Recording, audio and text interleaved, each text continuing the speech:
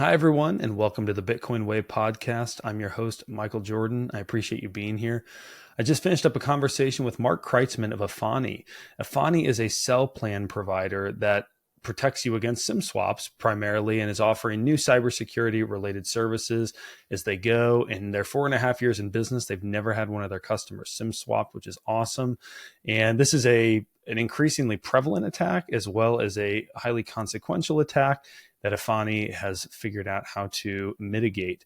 I would encourage you to check them out. I will give you full disclosure. We do have a partnership with them at the Bitcoin Way, but love what they're doing, appreciate what they're doing. And I think especially for folks in the Bitcoin space who might have it be known publicly that you have Bitcoin, protecting against these sorts of threats is crucial. I hope you'll find this as helpful as I did.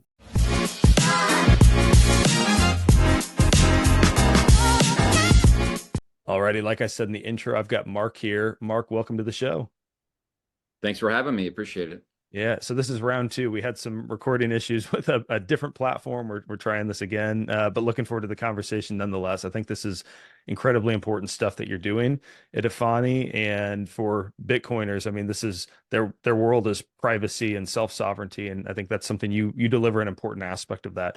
But before we get into Efani, could you tell me just your journey, your background, how you got to Efani, and what led up to that? Yeah, so I've been sort of a techie nerd my entire life, and I started getting into startups around 2002 and working for cybersecurity companies and grew. I worked for founders, and we sold one off to Microsoft, which is a cloud email solution. I worked for another one, which is a cloud web security, and that company was acquired by Cisco Systems, and then sort of jumped around a little bit, and then wanted to start my own company.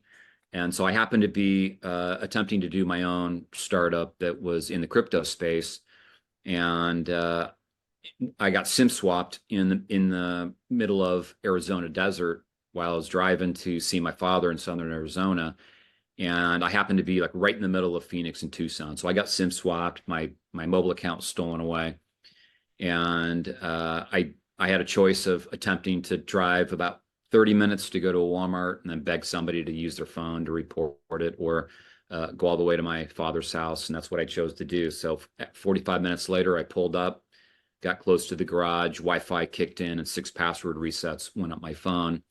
And found out that I had to trick a third-party store to find out exactly what happened to me.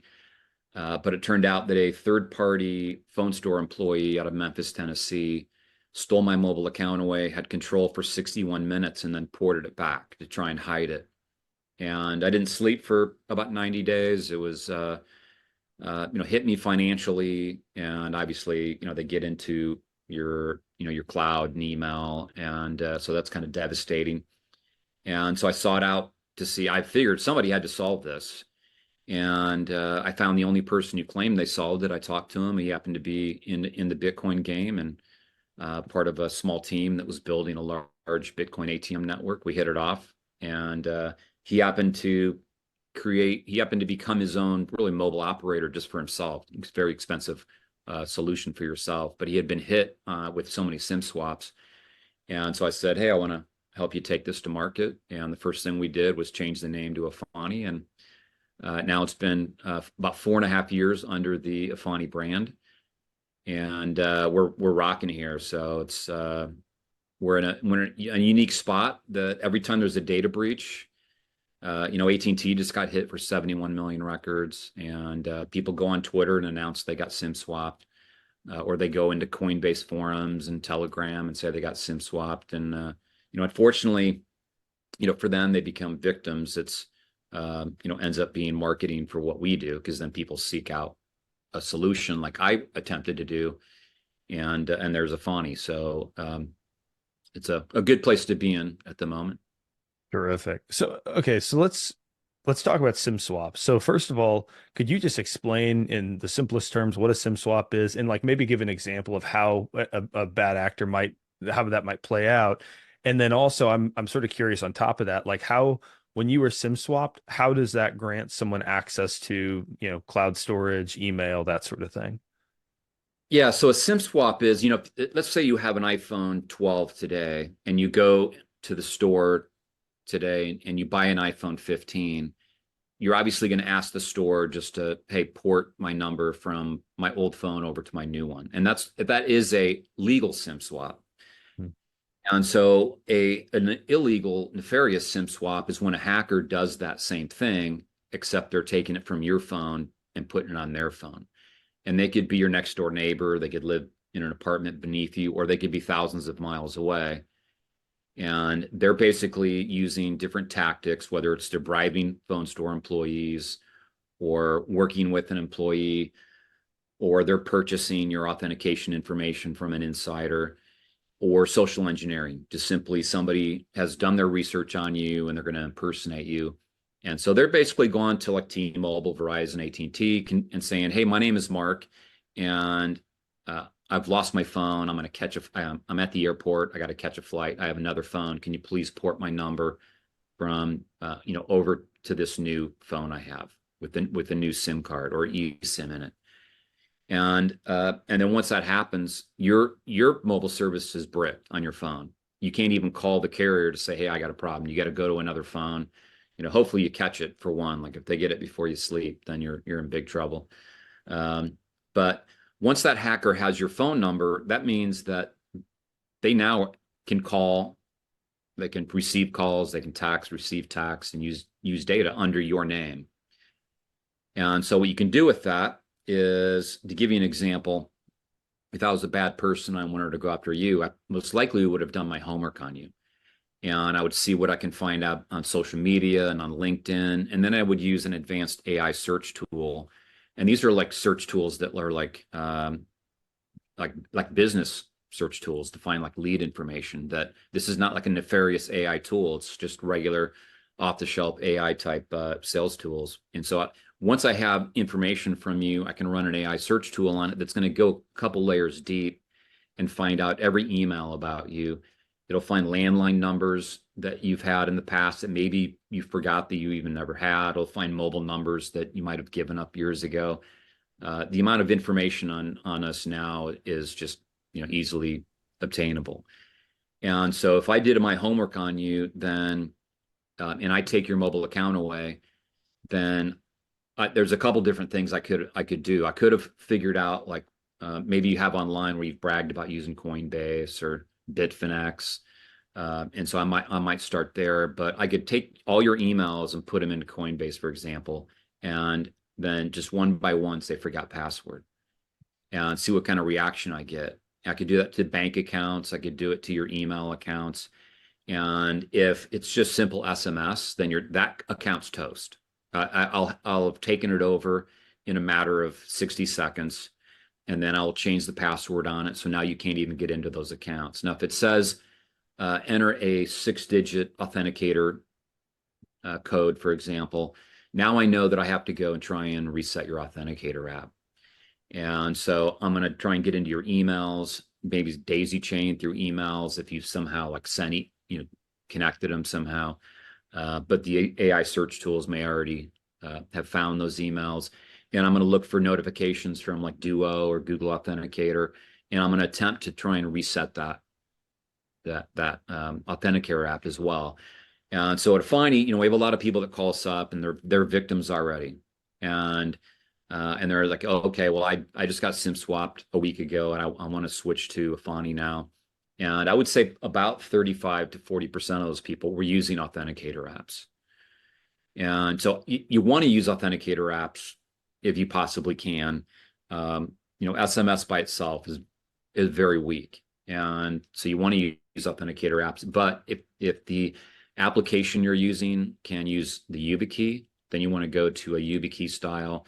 And then, of course, the number one way to protect like your crypto is just cold storage, period. So if you take your Bitcoin and you move it into cold storage, well, the SIM swap doesn't really impact that. But if you own Bitcoin and people know, or own crypto in general, even though it may be cold storage, you're still going to be a target. And they may go after your crypto, but since they can't get to it, they'll go after your iCloud or cloud, your email. And if they can get enough information about you to sell, then they can sell access to that information on the dark web. And so, the privacy matters, guarding your email and all the information in your emails, pretty is pretty important as well. Got it.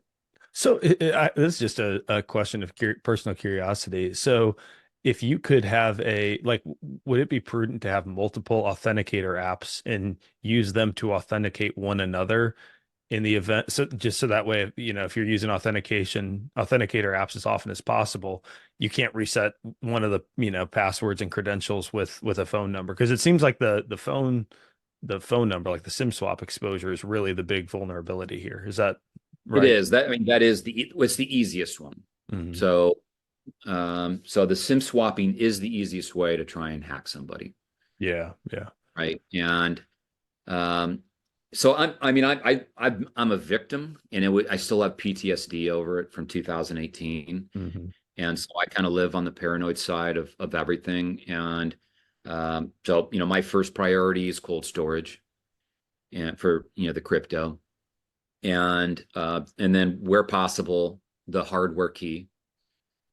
And with authenticator apps, I use multiple accounts where even like small amounts, because the only thing that I have it online in a actual account is just enough to play around trading for me. Hmm.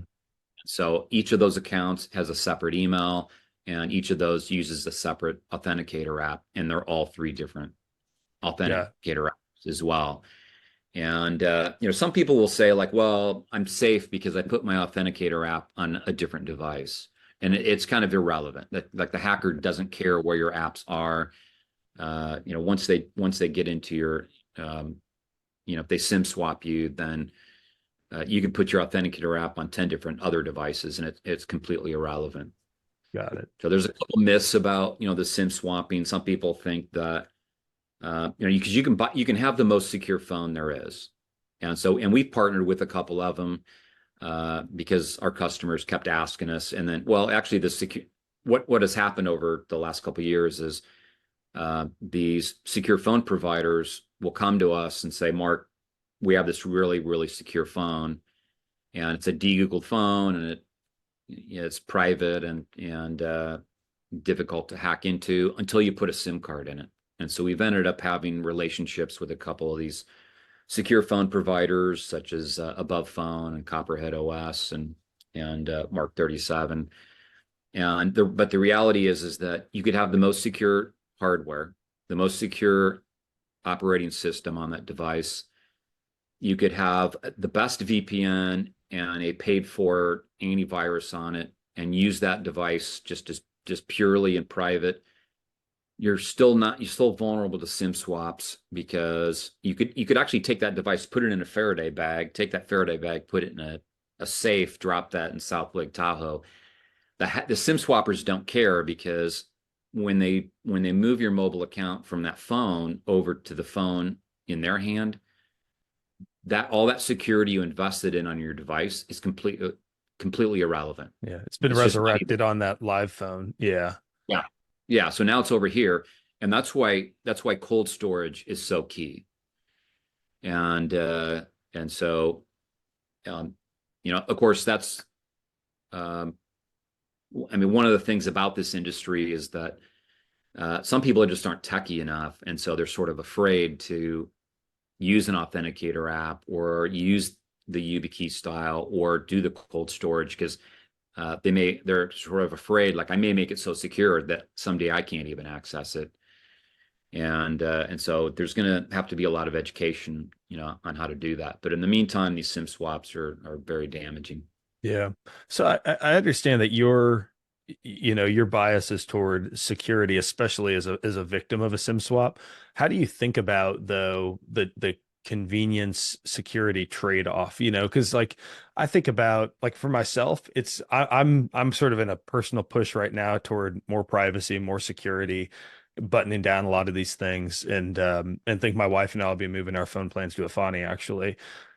But I think for a lot of people, they're still kind of, unless they've been the victim and experienced that pain, they're a bit more complacent. What's sort of the, I guess there are sort of different levels of security that you can get to, and Yeah. the deeper in you go, the more inconvenient it becomes to do anything, to move data around, to just sort of li live life. Where do you think about like drawing that line, or do you just blow that line up and say as much security as I can have, I'll take the headache? Yeah, I mean, that's a great question. I mean, we've thought a lot about that in terms of like what we do at Efani Hmm. and like how are we going to add more security and so I mean the beauty of Efani is that you can buy AT&T directly or you can buy AT&T through Efani. Hmm. And so once you're ported over and you're using AT&T through Efani, like you don't change your behavior. You don't have to really change. I mean, we tell people to be smart, right? Don't click on random links and images that look suspicious and things like that. But in terms of like calling and emailing and using your phone, there is no change of behavior. The only limitation is that you can no longer go into a store and get support on the mobile service, but we have a 7 by 24. Um, I think I've been in cybersecurity for really since 2022, and I would say that you can create the most secure cybersecurity solution that is absolutely fantastic. But if it requires anyone to change their behavior at some point in time, that person will spend their effort to how to get around it. Right. And so when you expect people to go, change and modify their behavior, then that's where it's going to start to fail. And there's been a lot of companies that have come and gone. A lot of secure phones, for example, that they put out a nice, really super secure phone, and a bunch of people have bought it, and then within like 90 days, they're paperweights because it's like it required them to have to think and do Hmm. things on the phone just to watch YouTube, and people just want to pick up their phone and watch YouTube. Yeah. So I think I think the reality is that you have to um, make things really easy on the end user. We have uh, the common theme of like our customer. We have celebrities, people in Hollywood, professional athletes. We have some people that have handlers, right? That manage things for them and manage their security and make decisions for them. And they always say the same thing when I'm talking to them, which is they're like, Mark, if I'm going to hand this person a phone and he wants to use AT&T, use AT&T now. And we're going to hand him a phone. We're not even going to tell him it's a Efani. And so we don't want anything, because you can't tell some like pop singer like, hey, you're going to have to Yeah. change your behavior on the phone. Like they spend all day, you taking photos and Yeah. doing Instagram reels to promote themselves, and they're like, yeah, they're never going to like change. And so I think that's the beauty of what we're doing. And any kind of feature that we've talked about is most likely always going to be in the network where it's unseen. You don't change your behavior. We're just adding layers of security in the actual mobile service itself. Yeah. Makes sense. So tell me a little bit more about these de-Googled phones. So I find these very intriguing. So the challenge I have personally is that so my family, we're a very close family. We all live in close proximity. And so we're doing events together and we'll take trips occasionally together and we're taking pictures and sharing, and everyone's got iPhones. And so we use, shared albums, which is probably not the best idea, but I'm working on self-sovereignty of hosting my own files right now as well. But it's a convenient place to aggregate those photos, right? Is for someone like who isn't prepared to just give up my iPhone because of the convenience factor, sort of socially speaking, could there be any advantage to having either call forwarding to one of these secure phones or a separate line and using it for travel or for like other purposes? What sort of is there a way that that sort of phone, a de-Googled phone, could still fit into my life? I guess is sort of the question. Yeah, I mean, I think the common pattern is that people still they want their iPhone, they want the iCloud and the sharing, and they want to use, Twitter and TikTok, and so uh, I think the pattern is that they'll have that fun phone and family phone, and then they use the de-Googled phone for all the banking and the proprietary things. Hmm. And so we're starting to see more and more people keep those on separate devices. Okay. And so, for me, I mean, I'm in the mobile business, so So I have a reason to have multiple phones. So, but I have four different phones, Hmm. and each of those phones have a specific purpose. So, like I said, I'm kind of paranoid. So I've got a phone that has uh, like Twitter and those things on that phone, and that one doesn't even have cellular service. But the other three, one is just for Efani, one is my proprietary, and then one is just sort of like family. And so I even separated up, but I wouldn't tell other people to do that. But Yeah. uh, the Deagle phones, there's pros and cons about them. Yeah. It'd be difficult right now to use it as like your main phone if you have a family that's using iPhones. Uh, you're not gonna have that much fun with them. Yeah. Yeah. But like, I'm trying to think of like a use case, well, actually, I guess with the de-Googled phones, part of my question, you said like some people use them for online, for their banking or whatever, and they'll separate that from, their iPhone or their more common Android. Do some of them support the entirety of the Google App Store, like your banking apps and that sort of thing? Because I know you told me when we previously spoke, you mentioned that like one of them, I think the App Store is like very limited. Like you can't, there's no text messaging. It's like Signal or you know, Telegram or one of these sorts of apps are really your only messaging options. Are there some that are more flexible, I guess, in the apps that they support, but are still relatively much more secure? Yeah, I mean they do. I mean it's if there's a very well-known like bank, Hmm. that's most likely going to be on the Okay. Aurora apps. So there's one basic app store that all the Deagle phones use. It's called the Aurora App Store, and so anyone could look at that online to see if the apps meet their needs.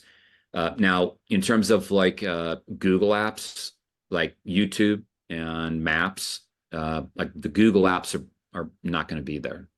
Mhm. And so you can use YouTube, but you have to use it through an app that sort of hides you from Google. It Mhm. sort of it allows you access to be able to look at YouTube apps. And I haven't used it. I haven't used it in a while, but so you can use your applications in a different way, but it's more of like a browser type experience for Okay. some of the applications. But the de-Googled app, I mean, the whole purpose of it, it's basically modified Android, and they've removed all the Google system apps because these are like data collection points for Google, and then all of Google's apps, and then they're also access points for hackers. And so they remove all of that, and also it doesn't require an email to set it up. So if you go out and buy a Samsung Android phone, then it's going to ask you to enter a Gmail email in order to set that phone up. But a Deagle phone Mm. doesn't require that. So they're just more private and more hacker proof. And the fact that you're limited to this app store where all the apps are already they're vetted out much more deeply than uh, the Apple Store or the Google Play Store. Got it. Okay. So we've danced around the topic of Efani and we've talked a little bit about some of the value. Could you explain what Efani is, what you do, and maybe specifically how you would help prevent something like a SIM swap? Yeah, so what we sell, it's super simple. So we're set up as a reseller of AT&T and T and Verizon. And so, obviously you can go to AT&T, buy it directly, or you can buy AT&T from Efani. And there's a couple major differences of buying AT&T through Efani. So one is if you're going to use AT&T through Efani, once we port your number over, or we can give you a new number, but most people port their number over, then we lock that down. And everything we do from that point on is manual. And so people will say, like, oh, you guys got great tech, and I really like your tech. It's like actually what we've done is the opposite. We've stripped out all the tech. There's no free Netflix, no free Disney, no free Hulu or anything like that. That's all third-party data collection and possible like leakage of identity. So we're basically locking it down. Everything becomes manual. And then what we do is for your AT&T account, we lock out all the AT&T employees, the AT&T stores, third-party stores, independent retailers, their call centers from being able to access that account. And then we also don't provide the carrier with your personal information. And so your payment information, your social security, your email, all of that, like the carrier's never given that information. And if you were already an AT&T customer and you move to a Efani, we actually go through a process that eliminates that and cleans that record up. Hmm. And that's kind of important. And that's the privacy part of it that I'll talk about a little bit later. But it's to the point where if you went into an AT&T store and gave them your passport, driver's license, and anything they wanted, and just said, like, can you tell me how much data I've used? They're going to try and help you, but after about 90 seconds of playing around on their keyboard, they're going to say, there must be somebody else you can call. We can't access your account. And that's exactly what we want. So what we're doing is we're eliminating all of the humans in the middle that can be tricked through impersonation, that could be bribed, that could be the hacker themselves, that could be working with an outsider, sort of organized crime, or eliminating like call centers, because basically you call their 800 number and you're giving that person your verification information. Mhm. And so they could collect that on the side and sell a spreadsheet of, 100 people to like these SIM swappers. So we're eliminating all of that access. And so these are, human middle of the man type attack points. And then Efani becomes your 7x24 support. And for any of the risky transactions, you have to go through 11 layers of verification. And if there's any missteps, there may be like a video call required. And then you can also add your own step. So if you wanted to say, hey, I want this question to be in there, Mhm. or you want to have your own passphrase, then you could actually add a step in there as well. And then we also back it up with a $5 million insurance policy. So another big difference is that all the carriers have like, API type access to where companies like Efani can just pull customers over if we have enough information, and don't even need to call AT&T to even ask their permission. And so what they've done is they've done the math and they figured out that it is cheaper to have sort of a weak poured out verification and then deal with it in arbitration courts than just to hire, thousands of people to do the verification that we do. And then if you get SIM swapped, what you find out is that they've slipped in arbitration clauses over the last couple of years. So you can't even sue them. If you lost $1 million, you're forced to go to arbitration. And so Mhm. you're going to end up settling for 35, 40 cents on the dollar. And I know that because I talked to a number of attorneys that specialize in SIM swaps. And I've been asked to be an expert witness multiple times to defend victims. And I just don't have time to do it. But there's now starting to be attorneys and law firms that actually specialize in SIM swap issues. That is wild. So it's getting to be, a fairly big issue. So the difference with Efani is that we have a $5 million insurance policy, and that's the core of our business. So we're basically doing everything we can to protect that. Like that Yeah. insurance policy is like the quarterback, right? And we're the offensive line, and we're going to do everything to protect that. And so all of our focus is on if somebody ever wanted to leave us, that we're like, eyes on that. Like, how do we protect that? How do we make sure that we only hand it over to the right person? And so we've never been SIM swapped in the 4.5 year existence. And so, we want to keep that streak going. But it's interesting when I talk to the attorneys, because the last attorney that I talked to said he had 8 cases and had one judge on all 8 cases. And he said that the carrier's defense on all these 8 separate cases is that every carrier gets SIM swap attacks, and therefore it's been normalized in the industry.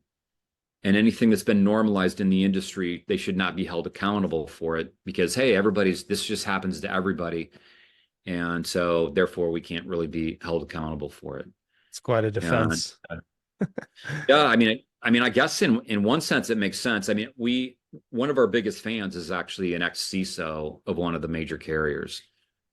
And if anyone wants to see who that is, they can scroll down on the main page. And he told me that we've kind of created a problem for the carriers in the sense for like the courts is because we've now created a standard that you can block SIM swaps, you can protect it. And the position was, well, maybe these carriers should, offer Efani. And the position was that, well, if a carrier offered Efani and then the person ended up getting SIM swapped and they go to court, then the defense of the carrier could be is, hey, we offered this higher value, higher price solution, and you chose not to do it. And you chose this cheaper option. Therefore, it's your fault. But the problem is that all the carriers have said the same thing, which is if we offered a more secure one, then basically we would basically admitting that we're not as secure as we probably need to be. Yeah. And on the privacy side, and why? So we used to not push the privacy side. It wasn't like strong enough, like compelling enough until now. There's been like so many data breaches of these carriers. And so I think I said this earlier, but AT&T, for example, just like you can Google it, AT&T data breach, they lost 71 million records. And so if your information is not sitting in an AT&T account, that can't be stolen. And so for the Efani customers, no Efani customers' data is in that 71 million.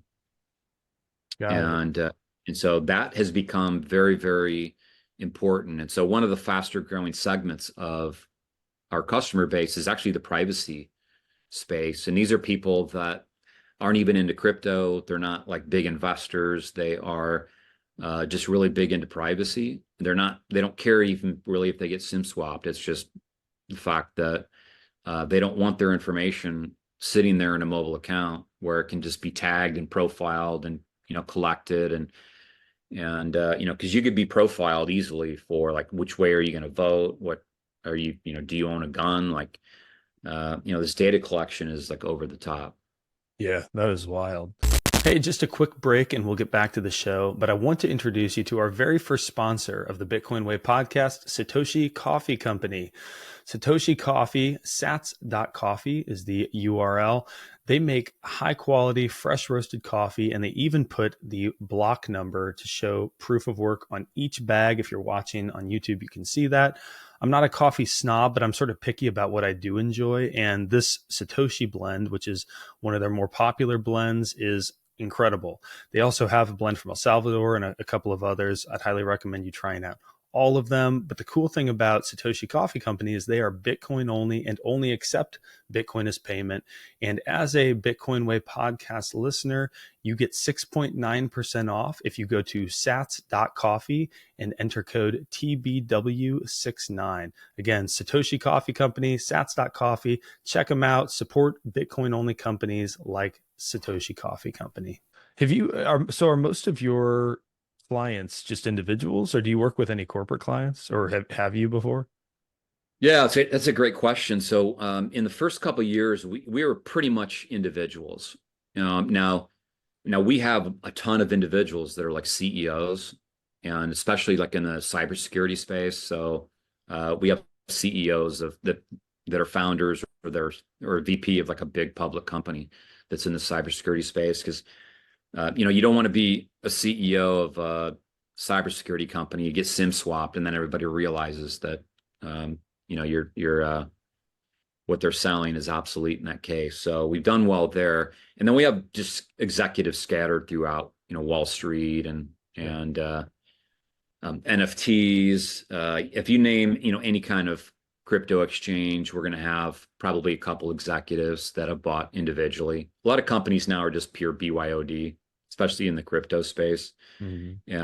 And so we've done really well in the NFT market in terms of like business. We have a number of family offices where we've got the whole entire office. Yep. So the family offices are starting into crypto. They might manage like 1.2 billion in your sort of standard type investments, but they have 100 million in crypto now. And so every time I talk to a family office that has crypto, it's like, oh, how do you secure it? And it's like, oh, I use an authenticator app. It's like, really? Like, yeah, it's off my phone. Oh, it's like, yeah, well, you better get on Efani like in the next 2 hours. Yeah. And so then they look at everybody in a family office, even the secretary could be like a weak link that could get into like their directory and company email and payroll and things. So um, with the family offices, we tend to get like the entire office. Yeah. But we're starting to do well. We have a C-suite of around 40 plus uh, individuals. That's really probably one of the biggest customers. I think that's the biggest customer we have is around 45 lines. Um, but the business growth is starting to grow and grow. Yeah, I was thinking. I used to work in the data privacy space in a sales role, and there's an organization called the IAPP, the International Association of Privacy Professionals, and I'm just thinking like all of the people who are geeking out about privacy all day long. I bet they would love for their employees and contractors and to be to be working with Efani and sort Well, of think about it. plug that Like, hole. yeah, I mean, if your doctor gets SIM swapped, if you have a CPA that gets SIM swapped, like you don't really realize that actually somebody else could be a threat of your information. And Yeah, yeah. in fact, there's an article I posted on LinkedIn probably about 4 days ago. Um, that it's an article about how an executive got SIM swapped and it affected 66,000 people. Wow. So that through that SIM swap, they were able to get access into it. And there's two insurance companies that came out and warned about the importance of defending SIM swaps because um, I mean these are going to be gigantic penalties for these data breaches. So T-Mobile got when they got hit for 37 million, I think the penalty it ended up costing about 500 million. And that was the largest data breach penalty at that point. So it'd be interesting to see what AT&T gets hit with.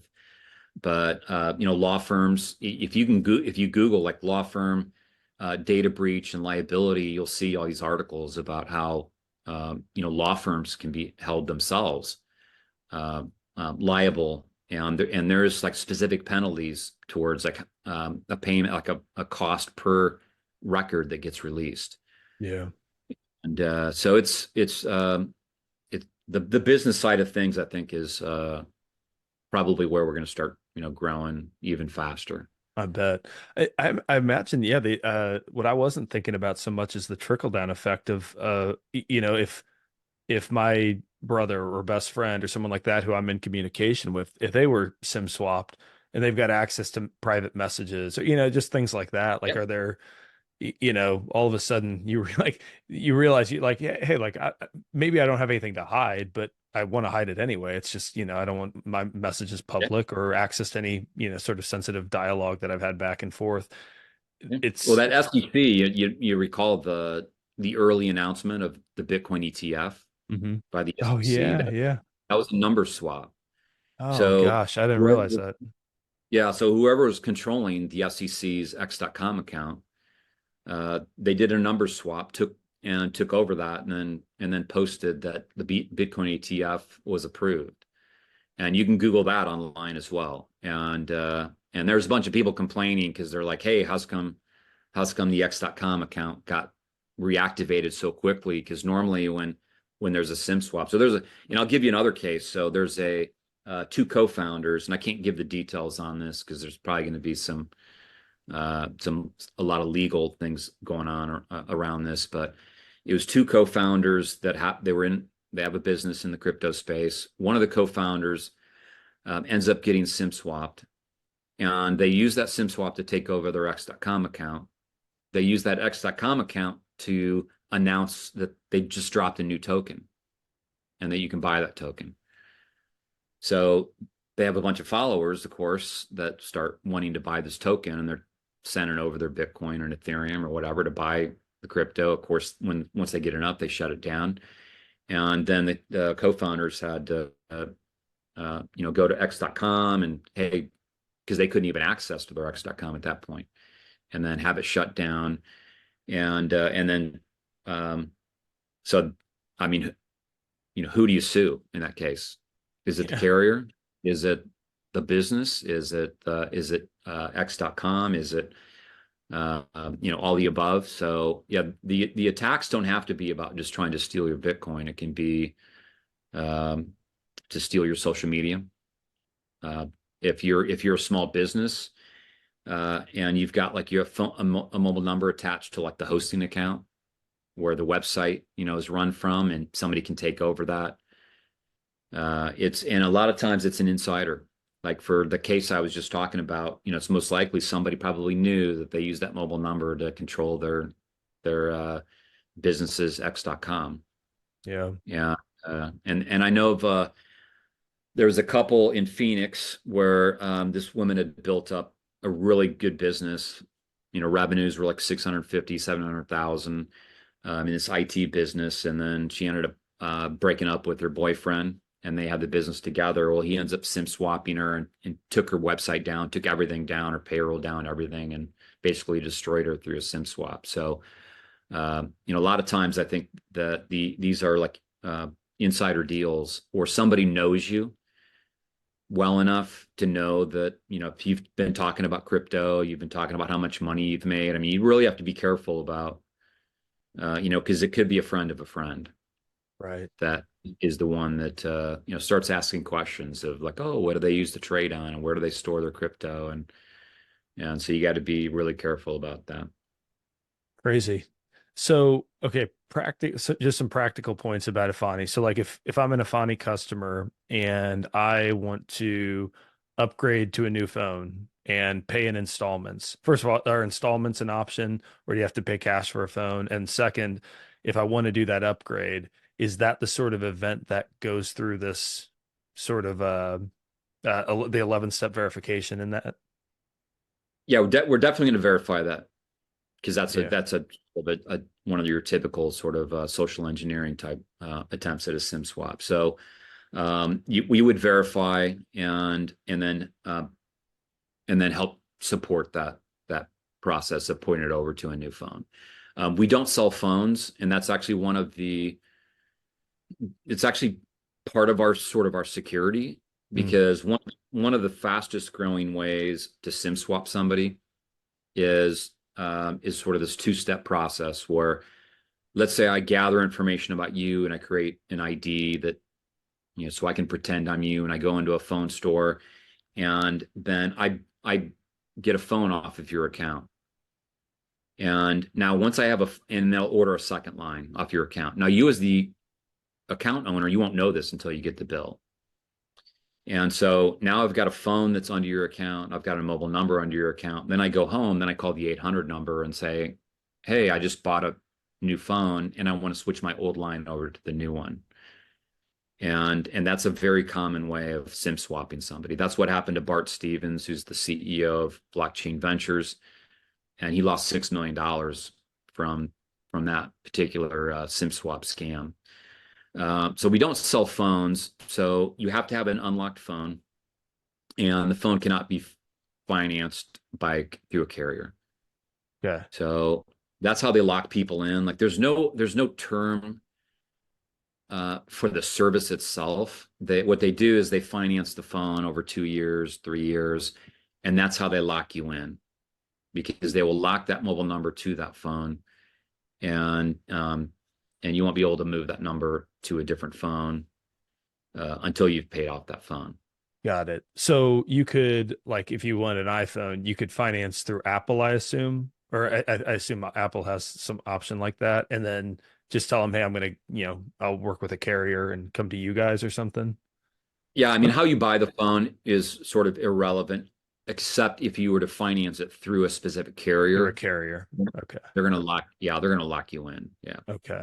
So I remember just a couple more questions for you. So I remember when we spoke offline before we tried our initial interview, you talked about, I'm trying to remember what it was called now, but you talked about like some of the ways that the reasons you're like, if you're a Bitcoiner, if you're into crypto or what have you, the reason you're exposed is, well, first of all, because you might not secure your assets in cold storage. And so you've got assets accessible on the phone, but you talked about there was some sort of an attack whereby, someone could walk around like a Bitcoin conference with a backpack and they'd have like effectively something uh acting as like a cellular antenna. Yeah. Could you Yeah. explain that sort of thing? Like what is that? How does it work? Yeah, so the official device's name it's called a Stingray. Yeah, and this Okay. is what the FBI uses and any intelligence unit, and then I think like the SWAT teams for like the police units can get warrants and to be able to use it. But these are it's basically a cell tower spoofer, very very a sophisticated cell tower spoofer with and if you get a hold of an official one, they actually have the capability of pushing spyware to phones. Now, the ones that I was talking to you about that you have to worry about is what's called an IMSI catcher. And the IMSI catcher is a do-it-yourself built stingray. And so years ago, somebody put out an educational video of like, this is illegal. Like, hey, we're going to teach you how to build a crock pot, bomb, but don't Yeah. do it. They did that with these do-it-yourself IMSI catchers. And so you can literally go out and get the information of like the parts you need, software, how to piece it together. And so you can build your own cell tower spoofer. And it's called an IMSI catcher. And they're the size of like a iPad mini with three antennas that you attach to it. And you just attach that to a laptop. So it can fit in a backpack.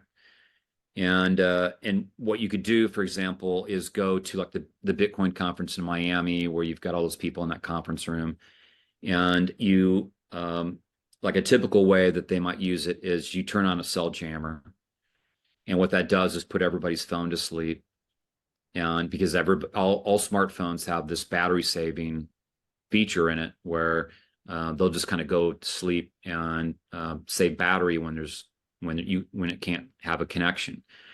And you turn up a nefarious cell network, and then you unjam it, and all the phones wake up, and they basically start saying like hello, hello, like looking for towers, and they'll connect to the strongest signal. So they may get a response from like three different towers, and one of those would be the cell tower spoofer. And if that's the closest one with the strongest signal, they'll actually connect to that. And so once they're connected to it, those things can do things like collect IMSI numbers, and also you can uh, record unencrypted phone calls, any kind of data usage or text messages. Your standard text are unencrypted, and if it just simply can gather IMSI numbers, then the IMSI number actually the first couple characters tell you what country it's from, and the next couple tell you what carrier they're using, and then the next set of digits are specific to your phone. So I would be able to see like these 100 people are from Australia using Telstra, and obviously they're at a crypto conference. So 99% chance they're into crypto. Or I see 300 people that's like US, AT&T or T-Mobile, and so I know. So now I can take this information. I might be able, if I have a friend that works at like T-Mobile, for example, I might be able to have them look at the SIM numbers and then tell me who the customer is. And so it's and there's other attacks. There's what's called an SS7 attack, and so once you have like an IMSI number and somebody's cell number, then there's some remote type attacks that you can do. And so it's another reason why the privacy matters, because if somebody got an IMSI number of like an Efani customer, and then they said, hey, Verizon, tell me who this is. Verizon's not going to have your info. Hmm. They can't tell them. And so that just makes it really difficult. And so they're just going to skip over that, and they're going to go to the other 500 people where they actually can get all the information they need. But the IMSI catchers it is a growing threat. Like if you Google like IMSI catcher White House or IMSI catcher Pentagon, you'll see even like the head of Pentagon said that yeah, we got an issue with these because they detect them being turned on around the White House or around the Pentagon. Wow.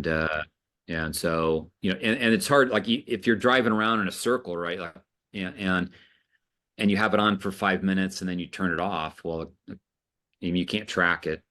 And so no, I mean, I've never heard of anyone ever getting caught using an IMSI catcher. And to give you another example of like what's possible, is one of the managed service providers that is one of our partners. I was talking to him about IMSI catchers, and if anyone ever, asks them to, solve this issue, and he said, "Oh, it's funny you say that because we just built our third IMSI catcher, and we actually charge a lot of money." And so they have hotels like Sheraton, Marriott, and others as one of the examples that pay them to come in and try and break into, like their networks. And so I was like, "Oh, I would love to have a story. Like, can you tell me an example?" So he said, "Well, last week we went to this hotel in Atlanta and we went into the lobby and we created a Wi-Fi network that was the duplicate name of the guest network. So if it was, hotel guest, they just created hotel guest. And so then they did a denial of service attack on the hotel's actual guest network. And every single device in that hotel that had auto join would rejoin automatically within seconds to this new Wi-Fi network that they had opened up.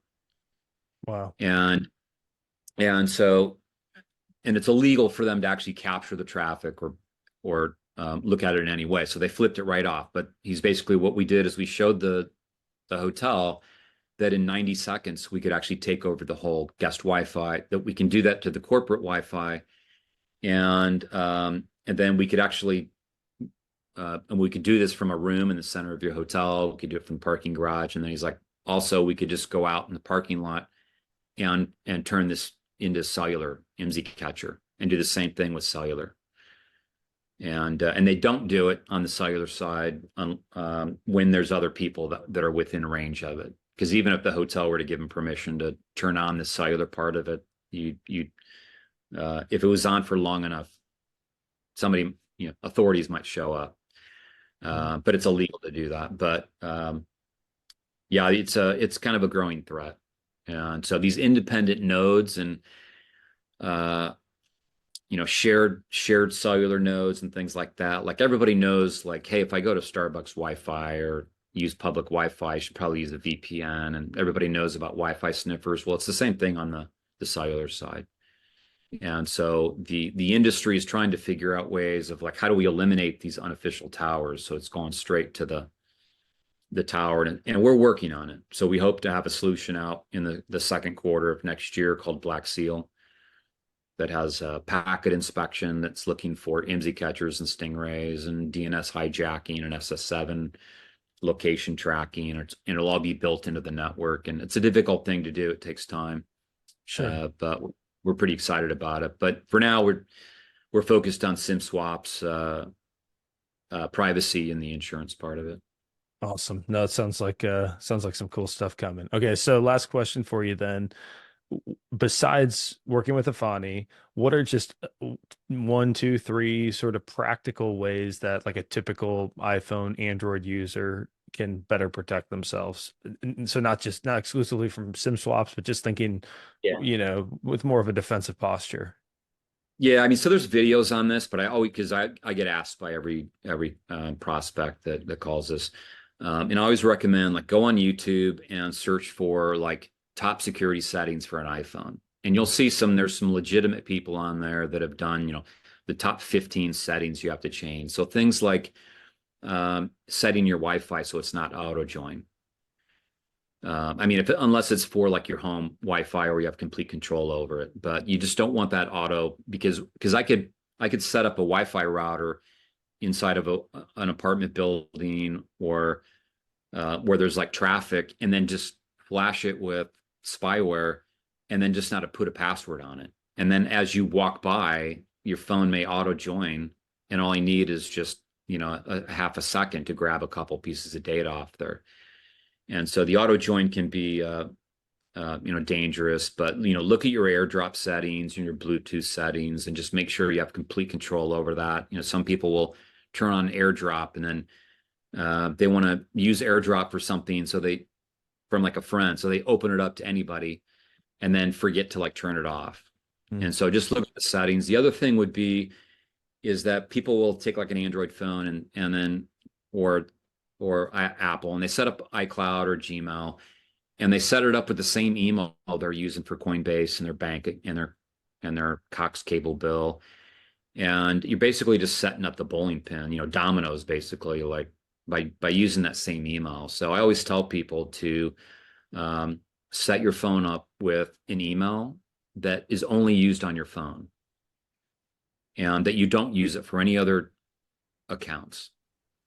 And then the other thing is just how you use your phone. Just these text messages that everybody gets where it's like an Amazon package is waiting for you. Click here, or we're going to send it back, or USPS, or um, you click on those, and they can do things like execute a couple lines of code, which could grab information like what's your phone number, or well, if they're texting you, they know that, but it could grab like what's your phone model and what's your device ID, what's your SIM number, grab a couple things off your phone, then they can use these AI search tools, know about you, and then they'll know that you're using, Mint Mobile through that because you clicked on that. They call it Mint Mobile. Now it's like, oh, I lost my phone, and this is the device ID, and this is the SIM number, and this is the phone model, and they already have all the other information. And of course, they can say like, "Oh, well, tell me your PIN." It's like, "Oh, well,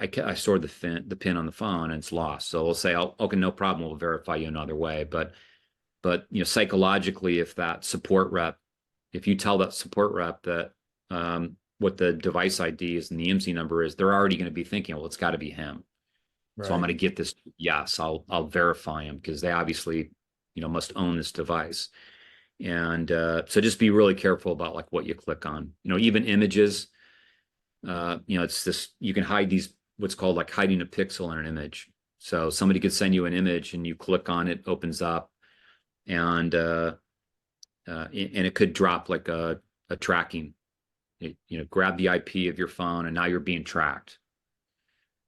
I Yeah. could take a link to a restaurant. Let's say you and I are talking, and you're like, "Oh, I really love pizza," and I'm like, "Oh, well, what I could do is I could find a pizza place near you. I take the link of that pizza place and I put it in these. They're typically offshore websites. I put it in this and say, "Give me a tracking link," and it gives me this new link. Now I text you that, say, check out this pizza place. You click on that, and the actual pizza place comes up. But what you don't realize is that you actually clicked on a tracking link that just executed what it needed to do to track you, and then forwarded it and opened up that pizza restaurant. And so you think everything was like kosher, but now I've just found a way to like track you, and hey, if you fly to Los Angeles, I'm gonna know. Wow. So That it's is, yeah, that is wild. So many vulnerabilities. So, hey, Mark, I can't thank you enough for your time.